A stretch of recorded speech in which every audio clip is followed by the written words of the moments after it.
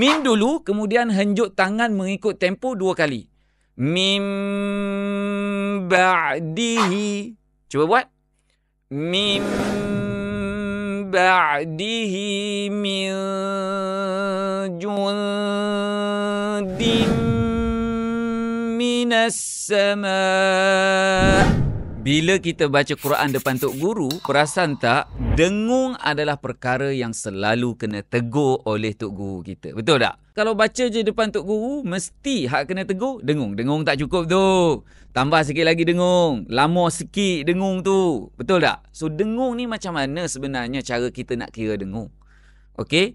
Dengung ni tuan-puan membezakan bacaan Quran kita ni seperti orang yang baca Quran bertamadun ataupun tak bertamadun. Mengikut peraturan baca Quran mesti kena ada dengung.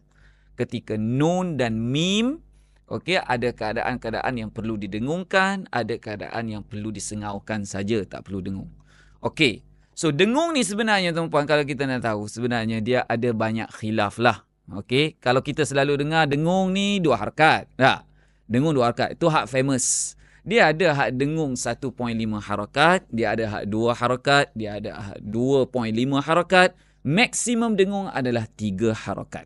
Namun, untuk yang kita pakai di Malaysia ni, Tariq Asy-Syatibi, Hafsan Asim dan kebanyakan qurra' sab'ah ke, asyarah ke, surah ke, kubra ke, mereka prefer baca 2 harakat.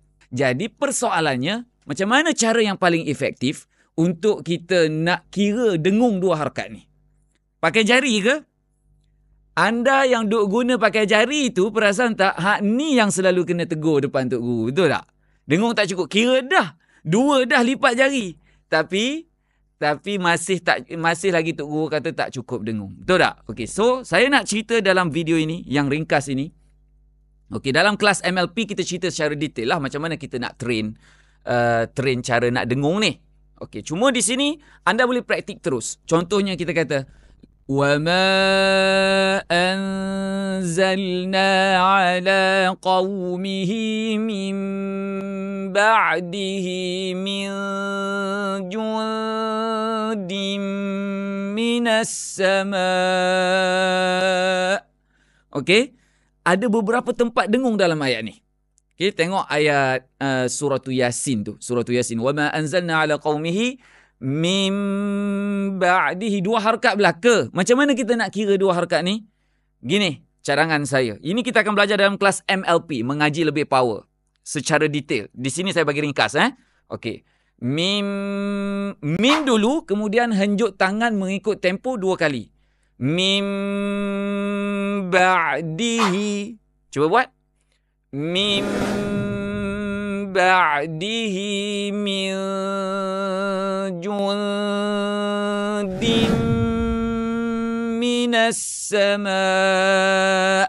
Okey. So ini adalah cara untuk mencukupkan dengung tanpa memperlebihkan ataupun mengurangkan. Kalau anda rasa bermanfaat tips ini untuk nak menjaga dengung, try buat depan Tok Guru. Tok Guru tegur tak dengung anda? Alright? Tapi tak payahlah buat tangan depan dia. Kita buat bawah meja macam tu je. Tekan semua button ni, nanti saya bagi tips yang lain pula.